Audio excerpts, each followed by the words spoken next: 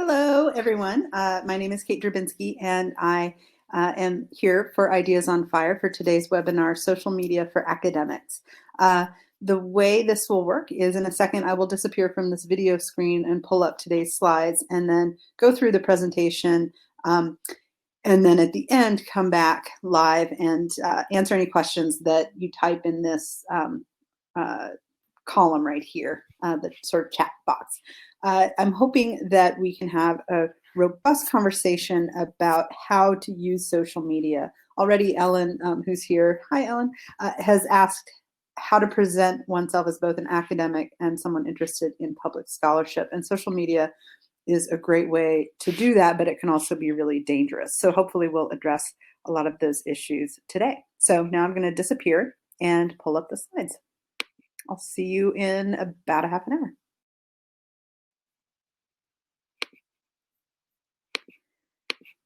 All right, so today's webinar is called Social Media for Academics. And we wanted to do this webinar because social media is a place a lot of us spend a lot of time, and it's a place where increasingly public conversations in the humanities, social sciences, and other disciplines are happening. And it's a place where we can get involved and do a kind of public scholarship. At the same time, it's a dangerous place where we can end up sinking a lot of time and where we can sometimes forget how public it is. And we're going to talk about some of those pitfalls today. So on tap for today, we're going to start by talking about why social media should matter to us as academics in particular. Next, we'll start talking about some things to consider when setting up one's social media presence. We'll talk about whether to go public or to stay private and how that might differ depending on platforms. Then we'll talk about how to define networks and think about who you're producing content for when you're on social media. Is it students, colleagues? Is it family? A lot of these networks cross, and there can be some danger in that. Then we'll talk about ways to use social media to make connections with others and also to build careers. And I'm thinking here specifically of how we build careers as freelance writers, as public intellectuals, but also how we can use social media to build a presence that people on hiring committees might see and want to hire. We'll talk then about some of the professional and practical dangers of social media. When we've seen the way that social media can turn on academics. So we'll talk a bit about that. And then I wanted to end today by talking about what to do when social media seems to be managing you and sort of how to recognize when it's taken over too much of our time and sort of how to deal with some of the addictive nature of social media. All right, so if you're watching this webinar, you probably already know or understand that social media matters to academics. Today, we're going to talk about social media in terms of, our favorite platforms, Facebook, Twitter, Instagram, Snapchat, but also blogs, because that's a place where a lot of us start public-facing writing, and then use social media networks to circulate that writing. And then also we have to be prepared for whatever's next. Students today are using Facebook less and less because that's, quote, where mom is. So we have to be open to where the audiences we want to reach are going to be in the future. Sometimes social media is a great place to write and make connections. Twitter is a great community to find people who are working on similar stuff, to make real connections. But sometimes it's just a place that's a time suck, and it doesn't actually lead to the connections that we want to make our intellectual and professional lives helpful or useful. So why should we care about it? I think there are a number of reasons to care about it. One is as a networking platform. Social media networking can be really important for not only for finding other people who are interested in your research area, but also making connections with people who you otherwise would never meet, who can be mentors and can be really helpful in building a career. Social media is also a place where you can practice public writing and develop a voice that opens possibilities for freelance writing, for public writing, that pays for other kinds of public-facing work. And the social media platforms are really helpful for developing that. We should also care about it because social media can be an incredible time suck, and it's worth thinking about when it's that and when it's actually helping us with our professional lives. Social media is also a place where we can develop some real sense of fame, right? If you are lucky enough to go viral, that can be exciting, and it can feed parts of ourselves that we might not always want to acknowledge, but are really there. So much of intellectual life is so solitary. We spend so much time alone in our work that hitting a nerve publicly and getting recognition can both feel really good and be good for our careers. At the same time, there's the other side of that card where going viral can open you up to critiques, to becoming a problem at the institution. And it's really hard to manage that, especially when a lot of what's getting academics in trouble on social media is when we're tweeting really honestly or writing really honestly about racism, sexism, heterophobia, transphobia, or homophobia, transphobia, things like that. It can be really hard to, especially if we are newer in the profession, to figure out how to manage the fame and infamy part of social media and keep our jobs. We should also care about it because of jobs. When search committees might be admonished by human resources not to look at the social media of candidates, but we can trust that some search committees are looking. So it's important to have our most public-facing academic selves be ones that we believe in professionally. So that's sort of why we should care. And I next want to talk about some things to consider when thinking about going public or staying private on social media. There are a lot of really good reasons to go public on social media. You widen the net of possible connections. The point of social media is to do just that. If you have a private account on Twitter, when you tweet things, unless someone's a follower, unless you've already given them a yes, they can't see it. So this really narrows the way that your public thinking can reach audiences. And that sort of goes against the ways that a lot of us want to use social media as public intellectuals. Because going public lets us create a kind of public intellectual persona. That might be blogging at medium.com and then making connections outward in social media to get people to read what we've written. It might also mean developing Twitter communities where people are all talking about the same thing, but where you're developing arguments for a wider audience. Being public lets you reach other people. So if your goal is to use social media to do public intellectual work, that's a good way to do it. Going public can also help establish rapport with students. And this is a tough one, and I may be the only person who you will ever meet who, as an academic, allows students into my social media life. But I've actually found that given that very little that I say on social media is truly private, it gives students a kind of way to connect that sometimes makes the classroom more interesting and helps students trust me. This is, I think for most people, this would not be something they wanted to do, but I did want to throw that out there as something that for me anyway has been really valuable. Being public also helps you create and control your public face for search committees who, no matter how many times they're admonished not to look, are going to Google you. So having a social media presence gives you some sense of control over what that picture looks like. At the same time, there are lots of good reasons to stay private, to have closed social media networks that keep you very private. One is sometimes we want to keep our private lives, that's right, private.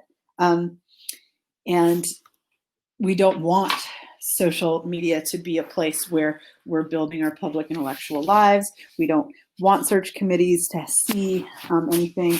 That is a completely reasonable way to think about social media. Some folks don't even have social media because they don't even want the possibility of having your private life out in public like that.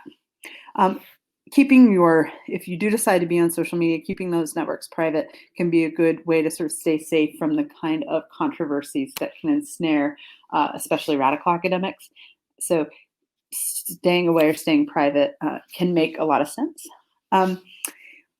Also, staying private is a way to save your intellectual work for formal publications and to keep your sort of nascent ideas nascent until they're more well developed. One of the risks of regularly producing public-facing work is that it can detract from the time you spend doing and writing academic research, and it can sometimes sort of concretize and make permanent on the internet ideas that may well not be fully formed. So social media can be, keeping it private can let you try out ideas without committing to them fully. Staying private also lets you keep, or helps perhaps maintain a certain work-life balance where your social life is not also your academic life all the time. The way that social media and email work is that we are on 24/7 work clocks, and there's nothing new in what I'm saying, but just for an example, I turned off my email notifications when I was at a conference this past weekend, and my whole body felt different, right? So keeping things separate can sometimes help us remember that our work is our work and the rest of our life is perhaps something else. So deciding whether to go public or stay private is a really personal decision, and it's not all or nothing. All of these platforms have ways. Well, Twitter, you're either public or you're private, but Facebook and Instagram, you're also either public or private, but Facebook at least lets you create internal networks so that you share only some posts with some groups. So there are ways sort of to ride a middle ground here between going public and staying private. So a little bit more on sort of how to define networks as one decides to be public. One question that a lot of people ask is, should you friend students? And the general wisdom here is not until they're out of your class, or no. I think not until they're out of your class is a really good sort of guideline that it keeps them from crossing boundaries with you and vice versa. A lot of people just won't friend students at all. I will say, after teaching full-time for over 10 years, it's really wonderful to see what old students are up to sometimes, and to see them take over nonprofits working on really important issues, to see them sort of become civil rights attorneys and public defenders, and see them do really great things. And so there's a certain pleasure in that. But I think that having students as your friends, for most people, can feel kind of dangerous. I found it incredibly valuable and life affirming to have to keep up with students in the kind of casual way of social media. Colleagues is a different question, I think, entirely. And some of our colleagues are our friends, and so it's a no-brainer that we would add them to our networks. It's worth giving pause, thinking about if you want your chair, for example, to be your Facebook friend. If you use social media to talk about your personal life and complain about work and things like that, keeping those people on a more sort of a limited list, or not allowing them into your social media life, can be important. So one doesn't have to be, quote, friends with every colleague. Think about the sort of power differential between you and your colleagues, and that should help you decide whether or not you want them seeing you complaining about your workload, or talking about students, etc. So my advice is to never talk about students online. Anyway, how about peers you've only met once or twice? I have so many Facebook friends who I met at a conference 6 years ago, and I've never talked to them. And they're some of my most valuable connections on social media. This is where the real benefits of networking, I think, come from. So if you're trying to build a network of like-minded colleagues who are interested in the same issues you're interested in, I think it's okay to be really open about friending and following them. I think doing a lot of that is part of building the network if a sort of a professional presentation on social media is what you're looking for. Um, Also, remember when you're following that you'll often be followed back, and it's worth thinking about the politics. I call it here the politics of following. Just think about who you're following, who you're retweeting, what you're signaling to people when you do those things. So it's just worth sort of keeping in mind what kind of network you want to build and want to be seen building. So how you define your networks is entirely up to you, but I think it should be done thoughtfully in terms of how your personal and professional lives are going to overlap or not. All right, so I wanted to talk now more specifically about different social media and how they can be used to make connections. I think Twitter is probably the place where the most rapid fire academic work is happening and where you're most likely to see your words picked up and circulated. So if you're interested in developing the profile of a public intellectual, Twitter, I think, is a really good place to do it.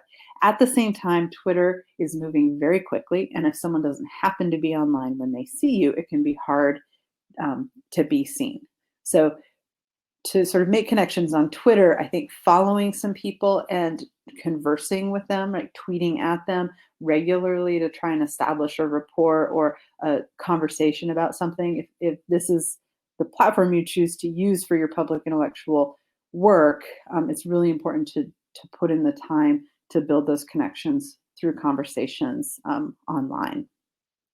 Facebook is a little different as a platform because it is a bit more familiar. And I think that for a lot of academics, this was our first social media platform. So it's likely to be filled with our parents and our aunts and uncles and friends from high school, as well as academic connections. And so Facebook is, I think, for many of us, less useful as a platform for developing our public intellectual life. That said, if you build up a following there, it could be a great place to post links to your writing somewhere else and to build connections that way. But you're less likely to meet people you don't already know on Facebook than on Twitter. Instagram, I haven't really figured out how this can be used as a networking space because it's so photo based. Unless that's what your work is, it's a hard place to I think to make community or to do public intellectual work, just because the way that things are retweeted or seen, like they're not seen in the same way as they are on other platforms. That said, if you're really interested in developing a coherent social media profile as a public intellectual, having an Instagram handle where you occasionally post can be helpful, but it's not necessarily the best place to make connections. Now, LinkedIn, I put this on here because it's not really a social media platform in the same way as the ones that I already talked about, but it is, depending on your field, it can be a place where a lot of people are making connections. In my field, that's not the case. So I have a LinkedIn profile, but I never look at it or use it. But if that's the case in your field, and you'll know this by asking around, ask people who you respect in your field, do you use LinkedIn? And if people do, that it's definitely worth developing a profile there. I think for public intellectual work, blogs are the place where we can actually practice and get comfortable with public-facing writing. And we might not always be read, but it's a place where we can start to develop a reading community. So there are a couple places to do this. Medium is an open blog platform that I increasingly see academics using, and it, for some reason, unlike WordPress and Blogger, which are two other sort of blog platforms that people use, Medium is seen by some people as almost a publishing platform in a way that these other older blog platforms aren't. So if I were starting a brand new blog today, I think I would start it on Medium just because it has built into it its own social media network where people can follow you and like your posts and repost them on their blogs. And I think that that functionality can really help you build an audience for your public facing writing. And that public facing writing can sometimes turn into chances for and opportunities for freelance writing for other sites.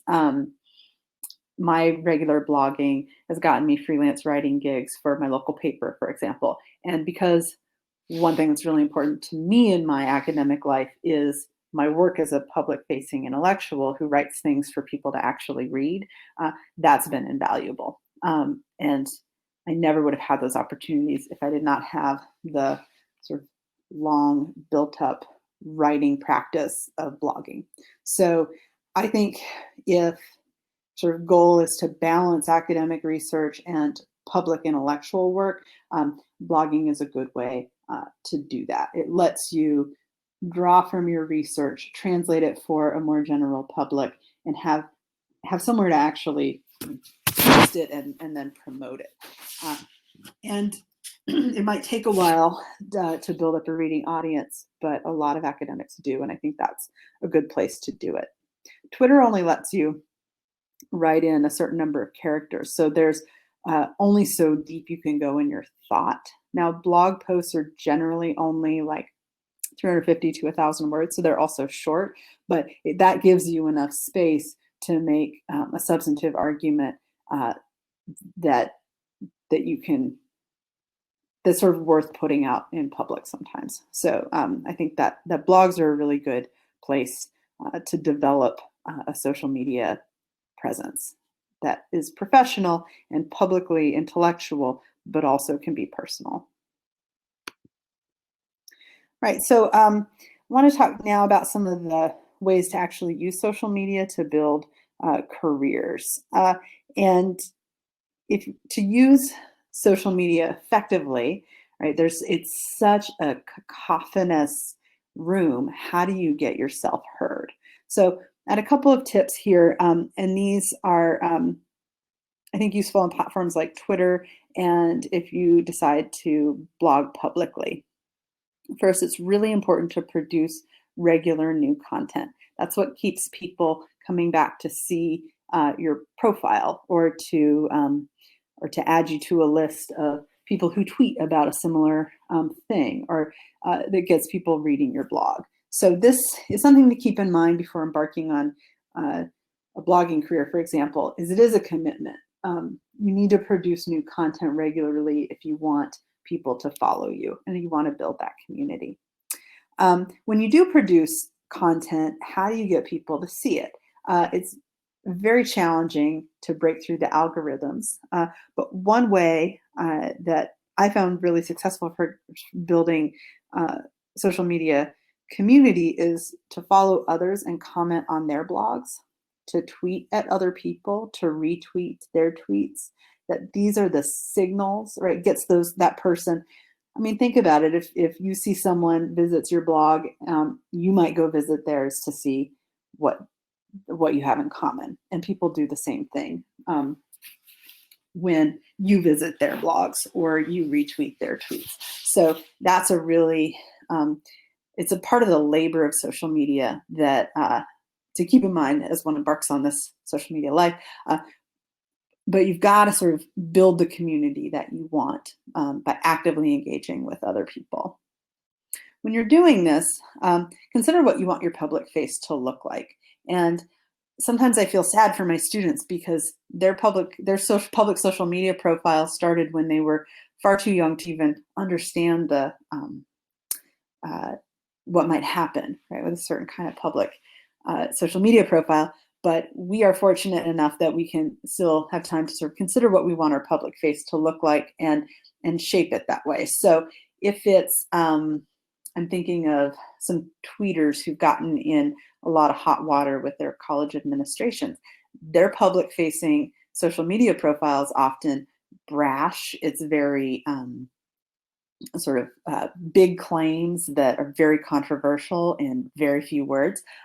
If that's sort of how you want to present yourself, just know going in that that's how, like, not everyone's going to see that as like a brave academic work. Some people are going to see that as irresponsible. Some people are going to see that as something they don't want on their campus, right? So think about what kind of face you want and what kind of audience you're expecting. I would advise keeping it generally professional. This is a no-brainer. Not going to spend a lot of time on it, but when you've got a mix of high school friends and superstar academic colleagues on your Facebook, just monitor it and make sure it sort of stays professional in the way you want it. So I already said produce regular new content, but I wanted to repeat this and just say write regularly. One of the great things about social media, especially blogging, is that it can get you writing every day in casual ways that are low stakes in terms of one's career.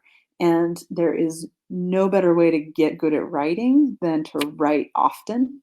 And writing regularly will really help you. And I think it's a great way to use social media to build your career, not just, will people read my blog, but also I'm getting better at writing, to use those muscles.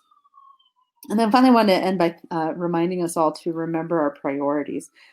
What's our career path that we're imagining? Does social media work move you along that path, or does it take you off that? So if you want to be an academic researcher and you have a goal to be incredibly productive in that area, public-facing social media intellectual work can sometimes take you away from that. If you want to be a public intellectual and that's something you want to signal, then spending time in the social media sphere makes a whole lot of sense. So just think about what your priorities are before you spend too much time in social media world.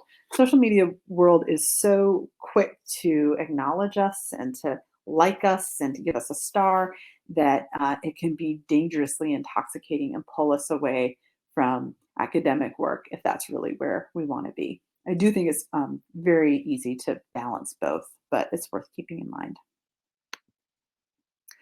All right. I just want to talk about some of the dangers of social media. It's very exciting to think about going viral. I had some students do a group project a few years ago, and one of them went viral, and it was very exciting. It was students' short histories of women in science, and every tweet that she made or to her Tumblr, every Tumblr post that she tweeted just got reposted and retweeted tens of thousands of times. And it was very exciting, and it felt really good for so many people to be encountering women in science and thinking about that in a new way. So that was great. And we can chase that, right? It's very, very rare that that happens to any of us, but it can be exciting. It can be something that sucks us in too much, the sort of desire for that. But it's exciting. But there are also pitfalls of going viral, as recent cases of academics have shown us, right? The sort of cavalier tweet of all I want for Christmas is white genocide can lead to you being in a position to resign your job rather than stay at the university, in the case of one academic I'm thinking of. So it can be really dangerous. I also, that same semester, had a student project go viral that was in a way that was really devastating. And there was nothing I could do to stop it. And sort of viral pictures mocking my student were everywhere. And it was really scary. And I realized then that sometimes what we want when it happens, that can feel really terrible. So just keep in mind about your own, and this is really personal, but what's your own toleration for public hate?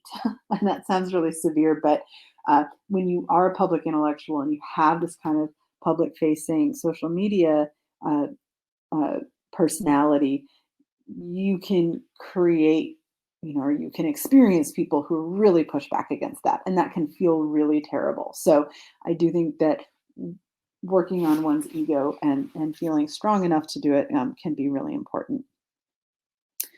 Social media is also, as we keep learning over and over, the idea or fantasy of security or privacy in that realm is exactly that. It's a fantasy. So thinking about what kind of privacy one wants is really important, and trying, and this is really hard to do, but trying to forecast what future self will want to be in the ether.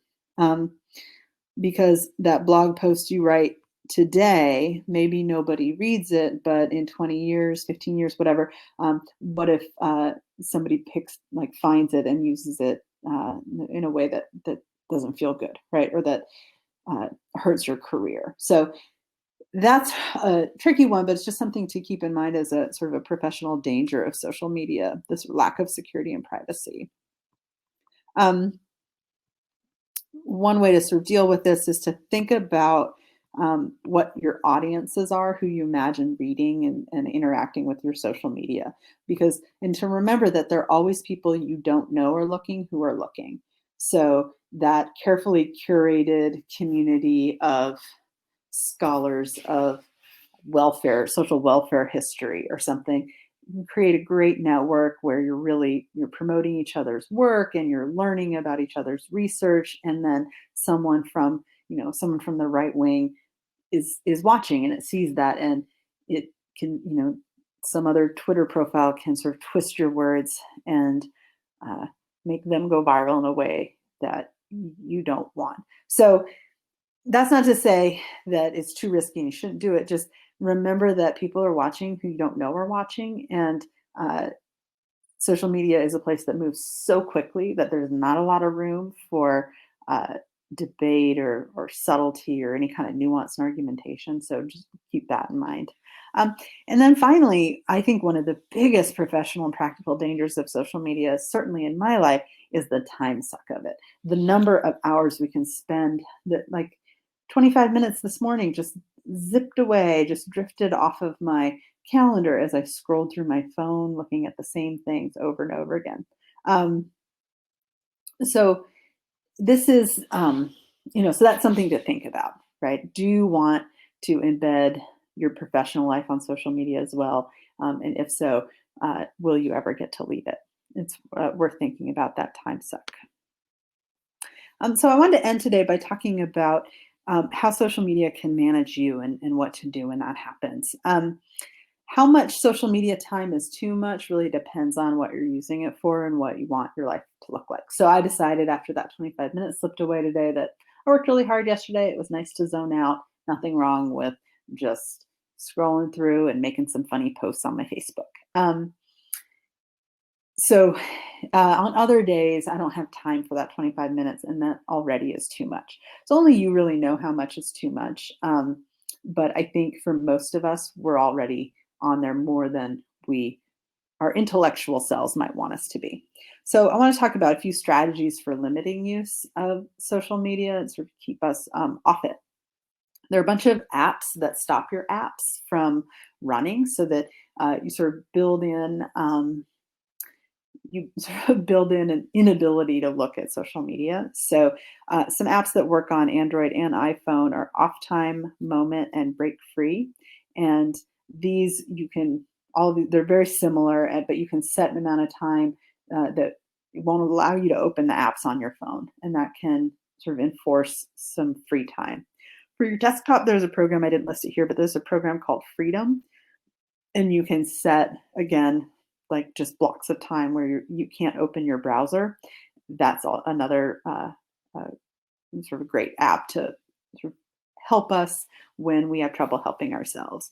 You can also turn off notifications. I said at the beginning of this webinar what a life-changing experience I had this weekend when my email didn't ping me every time something new came in the inbox. It was really great. And nothing's actually as urgent as my phone seems to think it is.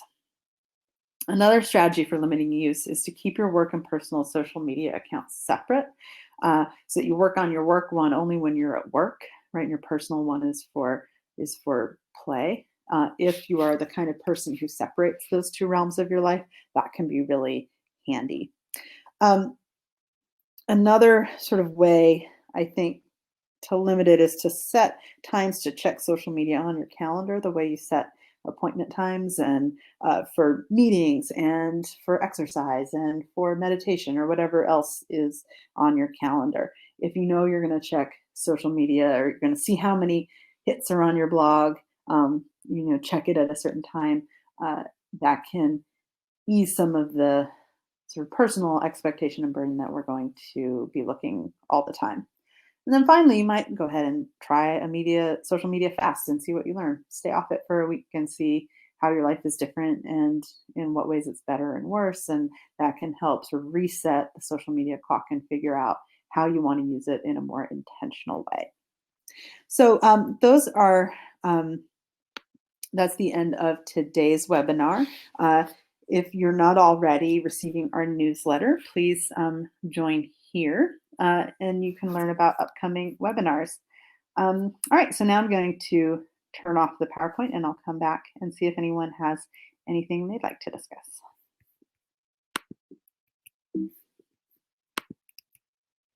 Okay.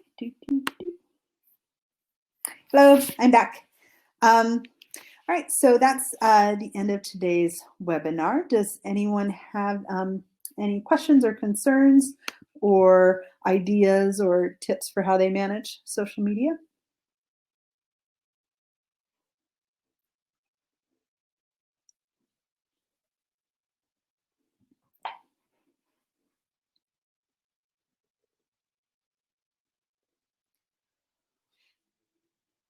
Keywords for an account. That's a great question. And I was just having a long conversation about this yesterday. So this is known as keyword optimization or search word optimization. If you Google SEO, there are a bunch of different sort of, what would I call them? Sorry, I'm having a moment. There are a bunch of different sites that have algorithms that let you plug in keywords, ideas, and let you know sort of your chances of ranking with that keyword, and also give you tips for coming up with different keywords. And these, because you're right, the keyword is going to determine whether or not your blog or something is going to come up in,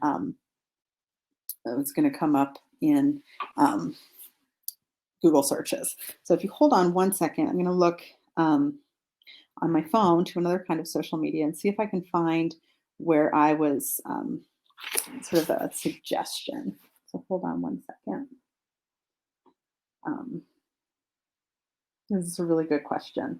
One thing to think about also in terms of coming up with keywords is think about who the audience is, right? Because if you want to reach academics, they might use words in a different way than sort of lay searchers are going to use. So that's something else to think about. All right, I'm going to just type in the box here a tool that I used to sort of help me come up with keywords.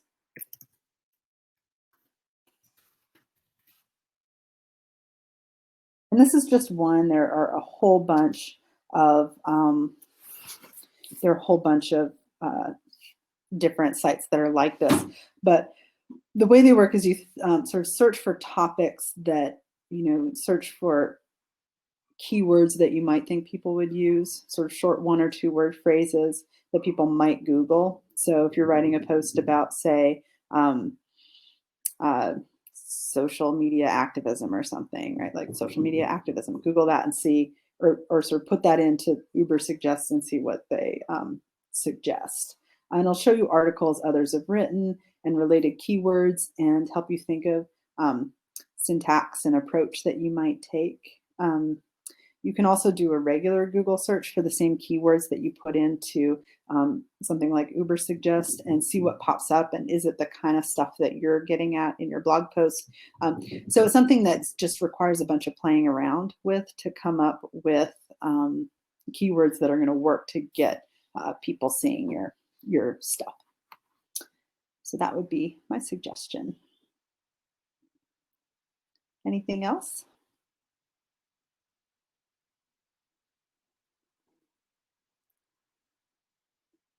Well, thank you so much for joining us today. I hope that it's been somewhat useful, and I look forward to seeing you all on social media or not.